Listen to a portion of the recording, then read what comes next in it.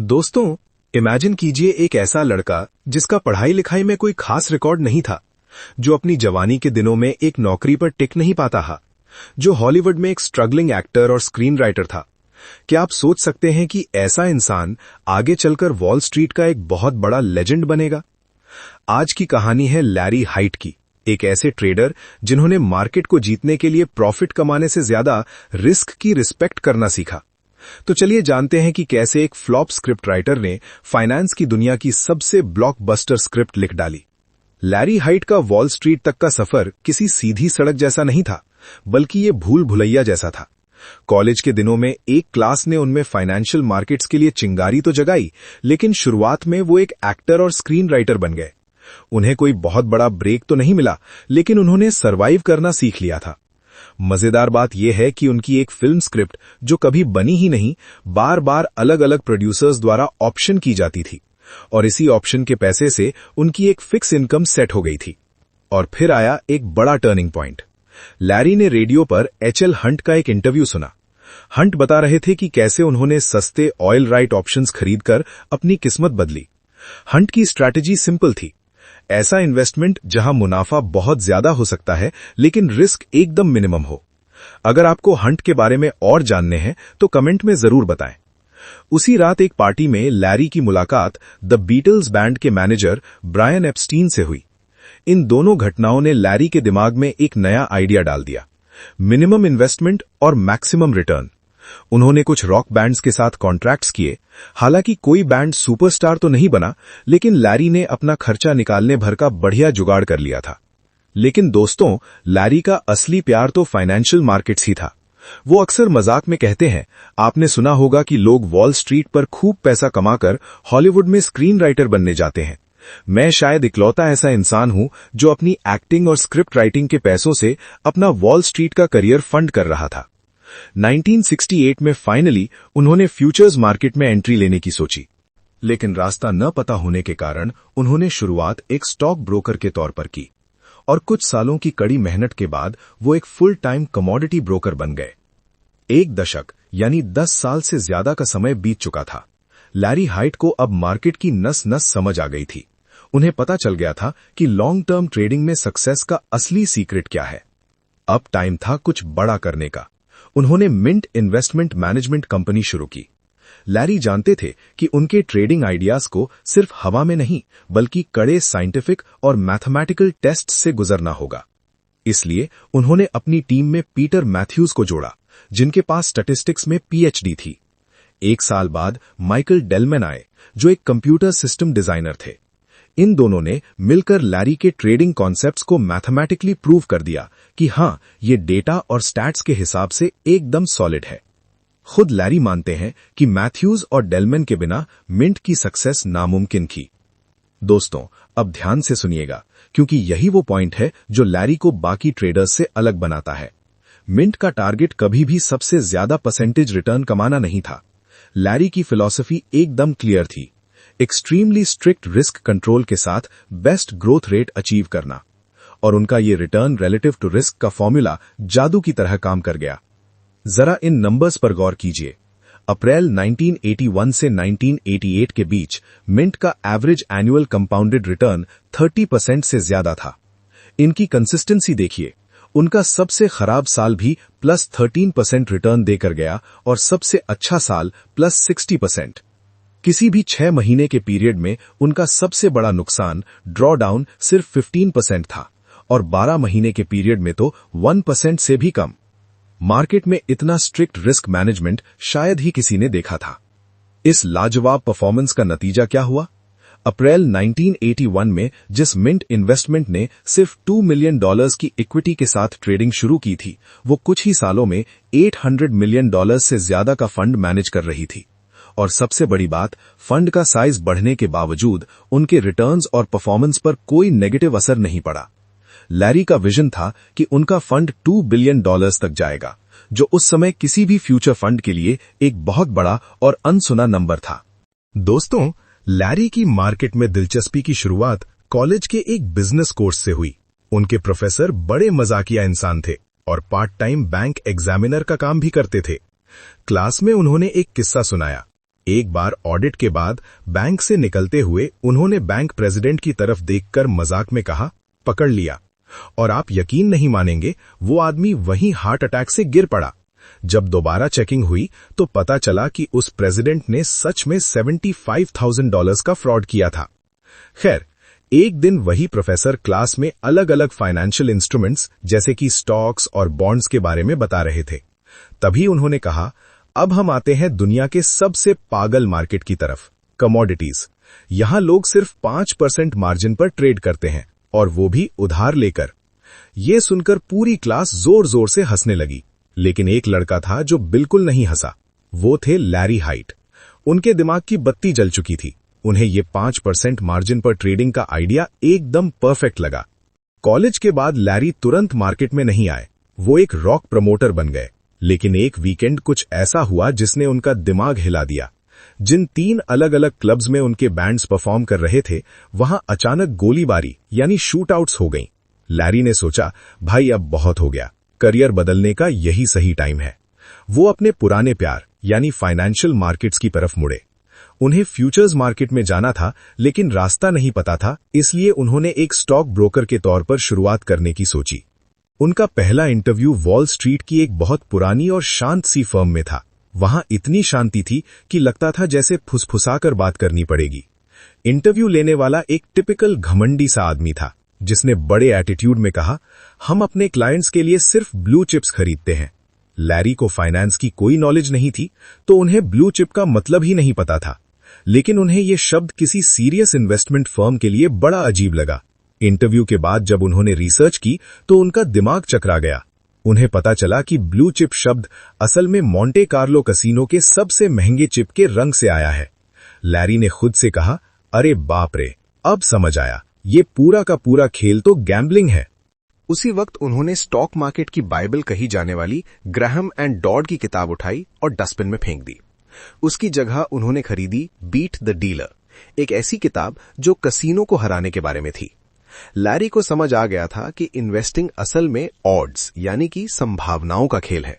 अगर आप odds calculate करना सीख गए तो आप मार्केट को बीट करने का सिस्टम बना सकते हैं। अब सवाल ये था दोस्तों कि लैरी को इतना कॉन्फिडेंस आया कहां से कि वो अपने हक में ऑड्स सेट कर सकते हैं। लैरी को एक बात समझ आ गई थी कि मार्केट्स इनएफिशिएंट है। उनका एक इकोनॉमिस्ट दोस्त अक्सर उन्हें बच्चों की तरह समझाता था कि लैरी, तुम जो कर रहे हो वो बेकार है, क्योंकि मार्केट्स एफिशिएंट होते हैं। अगर तुम कोई विनिंग कंप्यूटर सिस्टम बना भी लोगे तो बाकी लोग भी बना लेंगे और फिर किसी को प्रॉफिट नहीं होगा। इस पर लैरी का जवाब बड़ा ही सॉलिड था। वो कहते हैं, मैंने एक बात नोटिस की है, जो भी इंसान मुझे ये ज्ञान देता है कि मार्केट्स एफिशिएंट है, वो हमेशा गरीब होता है। तो उस इकोनॉमिस्ट दोस्त के लॉजिक में गलती क्या थी? गलती ये थी भाई कि सिस्टम इंसान बनाते हैं और इंसान गलतियां करते हैं। लोग लूजिंग पीरियड आते ही अपना सिस्टम बदल देते हैं, रूल्स तोड़ देते हैं या अपने ही ट्रेडिंग सिग्नल्स पर शक करने लगते हैं। लैरी कहते हैं कि जब भी वो मनी मैनेजमेंट कॉन्फ्रेंस में जाते हैं तो लोग ड्रिंक्स पीते हुए एक ही रोना रोते हैं, यार मेरा सिस्टम तो एकदम सही कह रहा था, पर मैंने गोल्ड वाला ट्रेड ही नहीं लिया जो मेरा सबसे बड़ा विनर होता। और यहीं आता है लैरी हाइट का सबसे बड़ा लेसन, लोग कभी नहीं बदलते। यकीन नहीं आता? जरा इतिहास के इन पन्नों को पलट कर देखिए। 1637 हॉलैंड, ट्यूलिप के फूल 5,500 फ्लोरेंस में ट्रेड कर रहे थे और फिर क्रैश होकर 50 पर आ गए, 99% की गिरावट। आप कह सकते हैं कि तब तो ट्रेडिंग नहीं थी, लोग प्रिमिटिव थे। तो 1929 में आ जाइए, एयर रिडक्शन का स्टॉक $233 से गिरकर $31 पर आ गया, 87% का क्रैश। आप कहेंगे कि वो तो रोरिंग 20s का पागलपन था। तो 1961 देखिए, टेक्सास इंस्ट्रूमेंट्स $207 से $49 पर आ गिरा, 77% डाउन। और अगर आपको लगता है कि 1980s के दशक में लोग ज्यादा समझदार हो गए थे, तो 1980 में सिल्वर के प्राइस देखिए, $50 के पीक से गिरकर सीधा $5 पर, 90% का क्रैश। इंटरव्यू में जब पूछा गया कि क्या भविष्य अतीत से बहुत अलग नहीं हो सकता, तो लैरी का जवाब सीधा था, मार्केट्स बदल सकते हैं लेकिन इंसान कभी नहीं बदलते। अपने सिस्टम की टेस्टिंग के दौरान लैरी के पार्टनर माइकल डेलमन ने होल्डिंग पीरियड्स का कॉन्सेप्ट निकाला। उन्होंने देखा कि अगर कोई भी ट्रेड 18 महीने तक होल्ड किया जाए तो उनके सिस्टम के हिसाब से 100% चांस है कि वो प्रॉफिट में ही निकलेगा। और मजे की बात, 7 साल की असली ट्रेडिंग के बाद भी उनका वो 100% वाला डेटा बिल्कुल सच साबित हुआ। लैरी अपने सिस्टम्स पर कितना भरोसा करते हैं, इसका एक मजेदार किस्सा सुनिए। उनके साथ एक आदमी काम करता था जो पहले ब्रिटिश आर्मी में कर्नल था और दुनिया भर में बम डिफ्यूज किया करता था। एक दिन लैरी ने पूछा, यार तुम ये सब कैसे करते थे? कर्नल बोला, ये आसान है, हर बम अलग होता है, बस जाओ, देखो और उसे खोल दो। लैरी ने मजे लेते हुए पूछा, मान लो तुम्हें कोई ऐसा बम मिल जाए जिसे तुम पहचान ही ना पाओ तो? कर्नल ने उनकी आंखों में देखा और कहा, बस अपनी पहली इंप्रेशन को नोट करो और दुआ करो कि ये तुम्हारी आखिरी न हो। अब सोचिए, इतने मजबूत नर्व्स वाला आदमी एक दिन ऑफिस में रोने की कगार पर था। क्यों? क्योंकि अमेरिकी सेंट्रल बैंक यानी फेड ने एक बड़ा पॉलिसी चेंज कर दिया था और मिंट का फंड अचानक 20% तक नीचे गिर गया था। और ये सब ठीक तब हुआ जब एक बड़े स्विस बैंक ने उनके फंड में पैसा लगाया था। ये देखकर वो बम स्क्वाड वाला कर्नल घबरा गया, लेकिन लैरी शांत थे। उन्होंने कर्नल से कहा, उस स्विस बैंक क्लाइंट को फोन मिलाओ। कर्नल हैरान था, लेकिन लैरी को एक बात पता थी, अगर तुम्हारा क्लाइंट पैसे गवा रहा है और तुम उसे फोन नहीं करोगे तो कोई और ब्रोकर उसे फोन करके भड़का देगा। लैरी ने क्लाइंट को फोन किया और बड़े आराम से समझाया, देखिए हमारे डेटा के हिसाब से ऐसा इवेंट हर कुछ साल में एक बार होता है। मुझे पूरा यकीन है कि 9 महीने के अंदर हमारा फंड फिर से लाइफ टाइम हाई पर होगा। और फिर लैरी ने एक ऐसा दांव खेला जिसने क्लाइंट को भी चौंका दिया। उन्होंने कहा, इनफैक्ट मैंने तो अभी पैसा उधार लेकर अपने ही फंड में और इन्वेस्ट कर दिया है। क्लाइंट हैरान रह गया और उसने भी अपनी इन्वेस्टमेंट डबल कर दी। और आपको पता है क्या हुआ? फंड तुरंत ऊपर आ गया और वो आज उनके सबसे बड़े क्लाइंट्स में से एक है। लैरी कहते हैं कि उनका सिस्टम बिल्कुल इंश्योरेंस बिजनेस की तरह काम करता है। आप ये नहीं बता सकते कि कल एक इंसान जिंदा रहेगा या नहीं, लेकिन आप 1 लाख लोगों का डेटा देखकर ये जरूर बता सकते हैं कि 1 साल बाद कितने लोग जिंदा रहेंगे। यही है दोस्तों लॉ ऑफ लार्ज नंबर्स। दोस्तों, ट्रेडिंग बोरिंग है पर प्रॉफिटेबल है। लैरी का एक दोस्त था जो फ्यूचर्स ट्रेडिंग में बुरी तरह बर्बाद हो चुका था। एक दिन टेनिस खेलते हुए उसने पूछा, लैरी तुम्हारा ट्रेडिंग स्टाइल तो बड़ा बोरिंग है यार, तुम इसे इतनी सख्ती से फॉलो कैसे कर लेते हो? लैरी ने मुस्कुराकर जवाब दिया, मेरे दोस्त, मैं एक्साइटमेंट के लिए ट्रेड नहीं करता, मैं जीतने के लिए ट्रेड करता हूं। लैरी कहते हैं कि जब बाकी ट्रेडर्स अपनी बड़ी बड़ी रिस्की ट्रेड्स की कहानियां सुनाते हैं तो उनके पास कहने को कुछ नहीं होता, क्योंकि उनके लिए सारी ट्रेड्स एक जैसी होती हैं। तो सवाल ये उठता है कि जब बहुत से लोग ट्रेंड फॉलोइंग सिस्टम इस्तेमाल करते हैं तो मिंट का रिटर्न रिस्क रेशियो बाकियों से इतना बेहतर कैसे है? लैरी इसका क्रेडिट अपने एक रूल को देते हैं, हम जानते हैं कि हम क्या नहीं जानते। एक बार दुनिया के सबसे बड़े कॉफी ट्रेडर ने लैरी को लंच पर बुलाया। उस ट्रेडर को कॉफी मार्केट का हर छोटा बड़ा राज पता था। उसने लैरी से पूछा, तुम कॉफी के बारे में मुझसे ज्यादा कैसे जान सकते हो? मुझे तो मंत्रियों तक की खबर रहती है। लैरी शांत रहकर कहा, तुम सही कह रहे हो, मुझे कॉफी के बारे में कुछ नहीं पता, मैं तो कॉफी पीता भी नहीं हूं। ट्रेडर हैरान था, तो तुम ट्रेड कैसे करते हो? लैरी बोले, मैं सिर्फ रिस्क देखता हूं। उस लंच में ट्रेडर ने 5 बार यही सवाल पूछा और लैरी ने 5 बार कहा कि वो सिर्फ रिस्क मैनेज करते हैं। और आपको पता है नतीजा क्या हुआ? 3 महीने बाद उस कॉफी के बादशाह ने मार्केट में $100 मिलियन, लगभग 800 करोड़ रुपए उड़ा दिए। वो कॉफी के बारे में तो बहुत जानता था, लेकिन वो रिस्क को इग्नोर कर बैठा था। इसीलिए मिंट ने रिस्क मैनेजमेंट के 4 सख्त नियम बनाए हैं दोस्तों। पहला नियम, 1% रूल। कभी भी किसी एक ट्रेड पर अपनी टोटल इक्विटी का 1% से ज्यादा रिस्क मत लो। अगर रिस्क छोटा है तो आपको कभी रातों की नींद नहीं गंवानी पड़ेगी। दूसरा नियम, नो ओवरराइड।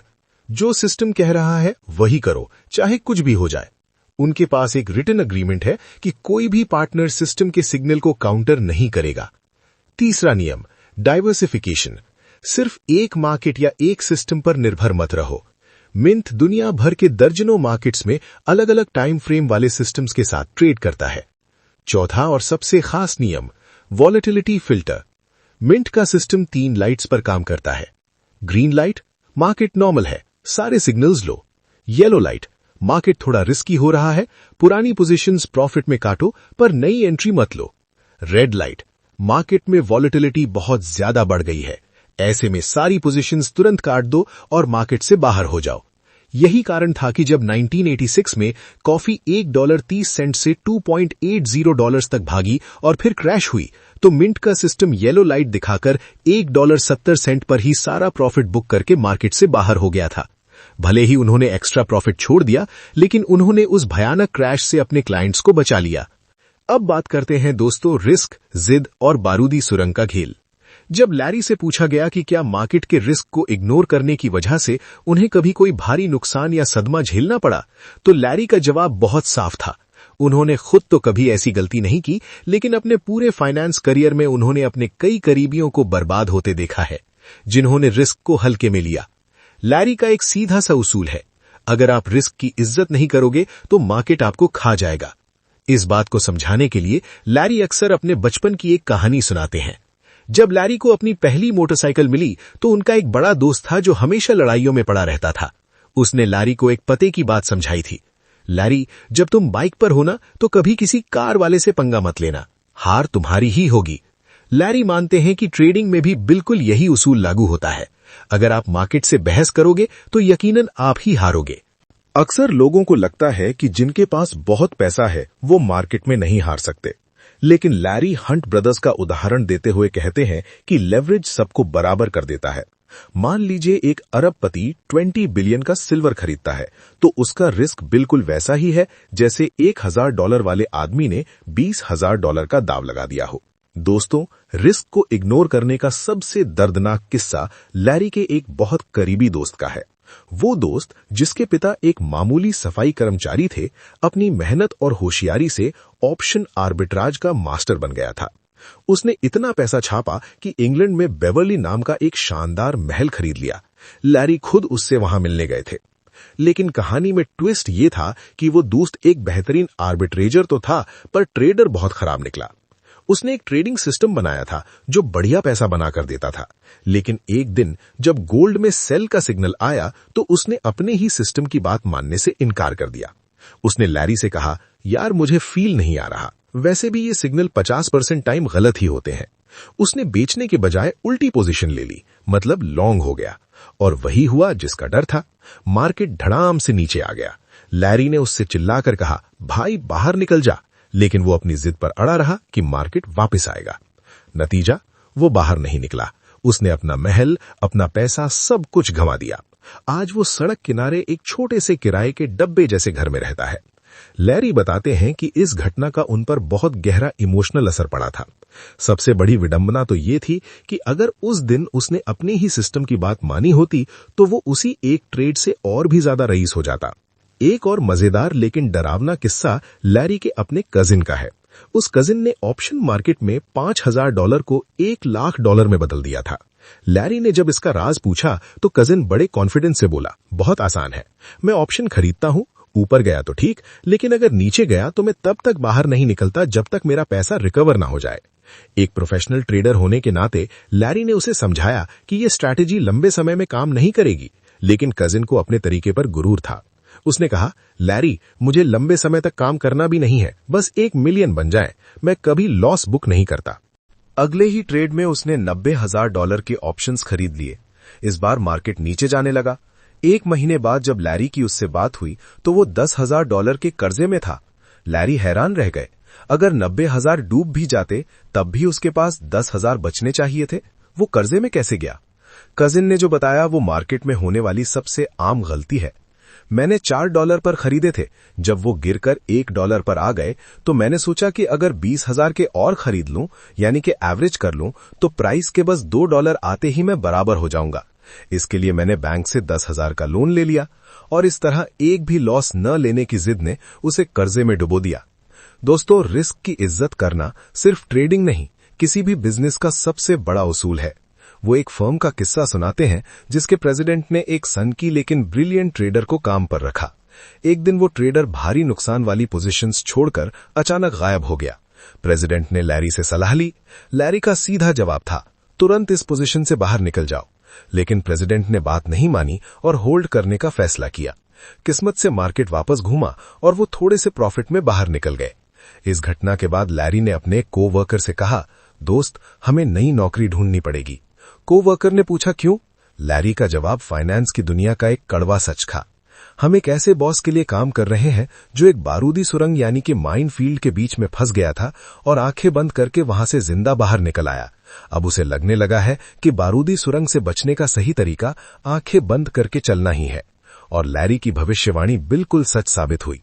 1 साल से भी कम समय में उसी बॉस को ऑप्शंस की एक बहुत बड़ी पोजीशन डेल्टा न्यूट्रल स्प्रेड को काटना था।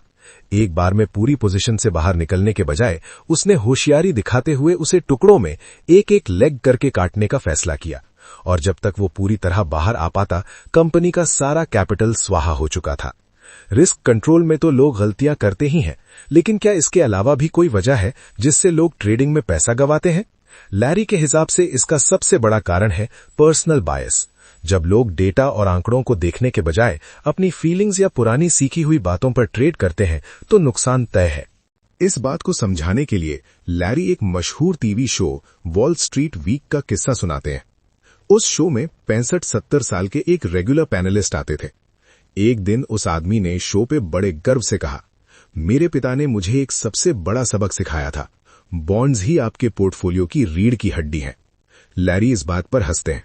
जरा सोचिए, जब से वो आदमी इस बिजनेस में आया था तब से उसने हर 8 साल में सिर्फ एक ही बार ब्याज दरों यानी इंटरेस्ट रेट्स में गिरावट देखी है। और नियम ये कहता है कि जब ब्याज दरें गिरती हैं तभी बॉन्ड की कीमत ऊपर जाती है। साफ था कि उस आदमी के लिए बॉन्ड नाम का इमोशन असल मार्केट की सच्चाई से कहीं ज्यादा बड़ा हो गया था। वो डेटा नहीं, अपने पिता की सिखाई हुई एक लाइन ट्रेड कर रहा था। लैरी इतने सारे अलग अलग मार्केट्स में ट्रेड करते हैं, क्या वो उन सबको एक ही नजर से देखते हैं? लैरी का जवाब सीधा और एकदम बेबाक था। हम मार्केट्स को ट्रेड नहीं करते, हम पैसे को ट्रेड करते हैं। एक बार लैरी के मार्केटिंग डायरेक्टर माइकी उन्हें अपनी फर्म के एक पूर्व सीईओ से मिलवाने ले गए। वो सीईओ एक बहुत ही सख्त और बुजुर्ग आयरिश आदमी था। उसने लैरी से कड़क आवाज में पूछा, तुम अपनी ट्रेडिंग में गोल्ड और कोकोआ के बीच क्या फर्क करते हो? लैरी ने बड़ी शांति से जवाब दिया, दोनों में मैं 1% का रिस्क लेता हूं, मेरे लिए दोनों बिल्कुल एक जैसे हैं। ये जवाब सुनकर वो बुजुर्ग भड़क गया। उसने लगभग चिल्लाते हुए कहा, तुम्हारा मतलब है कि तुम्हें गोल्ड और कोकोआ में कोई फर्क नजर नहीं आता?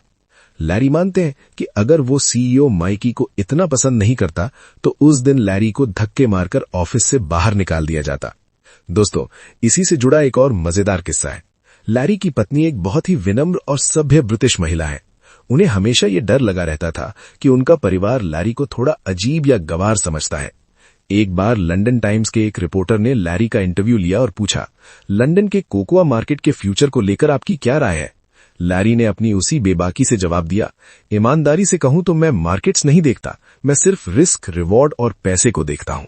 जब वो आर्टिकल छपा तो लैरी का कोट सबसे आखिर में था। रिपोर्टर ने आर्टिकल खत्म करते हुए लिखा था, मिस्टर हाइट को कोकोआ मार्केट से कोई लेना देना नहीं है, उन्हें सिर्फ पैसे से मतलब है। जब लैरी की पत्नी ने वो लाइन पढ़ी तो उन्होंने अपना सिर पीट लिया और बोली, बहुत बढ़िया, अब मैं अपने घर जाकर कभी सिर ऊंचा नहीं कर पाऊंगी। अब उन्हें पक्का यकीन हो जाएगा कि वो तुम्हारे बारे में बिल्कुल सही सोचते थे। क्योंकि लैरी हर मार्केट को एक ही तरह से ट्रेड करते हैं तो जाहिर है वो ऑप्टिमाइजेशन में विश्वास नहीं करते होंगे। ऑप्टिमाइजेशन का मतलब होता है पुराने डेटा पर ढेरों टेस्ट करके एक ऐसा सिस्टम बनाना जो अतीत में सबसे बेस्ट रहा हो। लेकिन दिक्कत यह है कि जो सिस्टम कल बेस्ट था वो कल भी बेस्ट होगा, इसकी कोई गारंटी नहीं है। उनके ऑफिस में एक कहावत बहुत मशहूर है, अगर आप परफेक्शन के पीछे ना भागे तो आप सोच भी नहीं सकते कि आप कितने अमीर बन सकते हैं। वो कहते हैं, हम कोई ऐसा सिस्टम नहीं ढूंढ रहे जो परफेक्ट हो, हम एक ऐसा सिस्टम ढूंढ रहे हैं जो मजबूत हो, जो टिकाऊ हो। कोई भी आदमी बैठकर एक ऐसा सिस्टम डिजाइन कर सकता है जो 10 साल पुराने डेटा पर परफेक्ट काम करे, लेकिन असली खेल तो कल के मार्केट में है। दोस्तों, जब लैरी से पूछा गया कि उनके हिसाब से कौन से इंडिकेटर ओवररेटेड, मतलब जिनकी बेकार में इतनी हवा बनाई गई है, तो उन्होंने तुरंत कहा, ओवरबॉट और ओवरसोल्ड इंडिकेटर्स। टेस्टिंग में इनमें से कोई भी कुछ खास साबित नहीं होता। लेकिन कौन सी चीजें सबसे ज्यादा मायने रखती हैं? वो कहते हैं कि भले ही वो इनके आधार पर ट्रेड नहीं करते, लेकिन 2 बातें उनके दिमाग में हमेशा रहती हैं। जब मार्केट न्यूज को इग्नोर कर दे, अगर कोई बहुत बड़ी न्यूज आती है और मार्केट उस तरह से रिएक्ट नहीं करता जैसा उसे करना चाहिए, तो समझ लीजिए मार्केट आपको एक बहुत बड़ा इशारा दे रहा है। लैरी एक किस्सा बताते हैं, जब ईरान इराक युद्ध की खबर बाहर आई तो उम्मीद थी कि गोल्ड आसमान छू लेगा, लेकिन गोल्ड सिर्फ $1.5 ही ऊपर गया। लैरी ने सोचा, मिडिल ईस्ट में जंग शुरू हो गई है और गोल्ड बस इतना सा हिला। इसका मतलब है कि इसे बेचने का इससे बढ़िया मौका नहीं मिलेगा। और हुआ भी वही। उसके तुरंत बाद मार्केट तेजी से नीचे गिर गया। आजकल के मार्केट के हिसाब से इस उदाहरण को देखें तो जब अमेरिका, ईरान, इजराइल का युद्ध शुरू हुआ, ऐसी न्यूज से क्रूड ऑयल का प्राइस तेजी से ऊपर चढ़ जाता है, क्योंकि मार्केट डिमांड बढ़ने का अनुमान लगाता है। लेकिन अगर प्राइस ज्यादा नहीं बढ़ता तो ये क्लियर सिग्नल होता क्रूड ऑयल को सेल करने का। दूसरी चीज जो लैरी ने अपने दोस्त एड सेकोटा से सीखी थी, जब कोई मार्केट एक नया ऑल टाइम हाई बनाता है तो वो आपको चीख चीख कर कुछ बता रहा होता है। चाहे दुनिया भर के लोग टीवी पर बैठकर ये बहस करते रहें कि मार्केट इतना ऊपर क्यों है या अब क्या बदल गया है, इस बात से कोई फर्क नहीं पड़ता। सच्चाई ये है कि अगर प्राइस ने नया हाई छुआ है तो इसका सीधा मतलब है कि कुछ न कुछ बहुत बड़ा बदल चुका है और आपको उस बदलाव की इज्जत करनी चाहिए। दोस्तों, एड सेकोटा के बारे में और गहराई से जानने के लिए इसी चैनल की superhit video market wizards episode 6 जरूर देखें, लिंक डिस्क्रिप्शन में है। लैरी ने एड सेकोटा से भी काफी कुछ सीखा था। एक दिन एड ने उन्हें अपनी पूरी फिलॉसफी बस एक लाइन में समझा दी थी। तुम अपने कैपिटल का 1% रिस्क पर लगा सकते हो, 5% लगा सकते हो या 10%, लेकिन एक बात हमेशा याद रखना, जितना ज्यादा रिस्क लोगे तुम्हारे रिजल्ट्स उतने ही ज्यादा ऊपर नीचे यानी वॉलेटाइल होंगे। और उनकी ये बात बिल्कुल सच थी। लैरी के ट्रेडिंग सिस्टम को बनाने में उनके पार्टनर्स का तो हाथ था ही, लेकिन क्या कोई और भी था जिसने उन्हें मार्केट के सबसे अहम सबक सिखाए थे? इस पर लैरी तुरंत जैक बॉयड का नाम लेते हैं। जैक बॉयड वही इंसान थे जिन्होंने लैरी को पहली बार ब्रोकर एनालिस्ट की नौकरी दी थी। हुआ कुछ यूं था कि हैंडी एंड हार्मन नाम की एक कंपनी ने अपनी एनुअल रिपोर्ट में बताया था कि सिल्वर का कुल रिजर्व 3 बिलियन या 7 बिलियन हॉन्स है। इस पर लैरी ने एक रिपोर्ट लिखी। हैंडी एंड हार्मन के हिसाब से सिल्वर या तो लोगों की सोच से दोगुना है या आधे से भी कम है। जैक को लैरी की यह बात इतनी पसंद आई कि उन्होंने उसे नौकरी पर रख लिया। जैक कई सालों से अपनी कंपनी के लिए ट्रेडिंग की रिकमेंडेशंस दे रहे थे। लैरी ने एक दिन नोटिस किया कि अगर कोई जैक की सारी सलाह आंख बंद करके मान ले तो उसे हर साल मुनाफा होगा। आखिरकार लैरी से रहा नहीं गया और उन्होंने जैक से पूछ ही लिया, आप ये करते कैसे हैं? अब इमेजिन कीजिए, जैक 6 फुट 4 इंच लंबे एक भारी भरकम आदमी थे।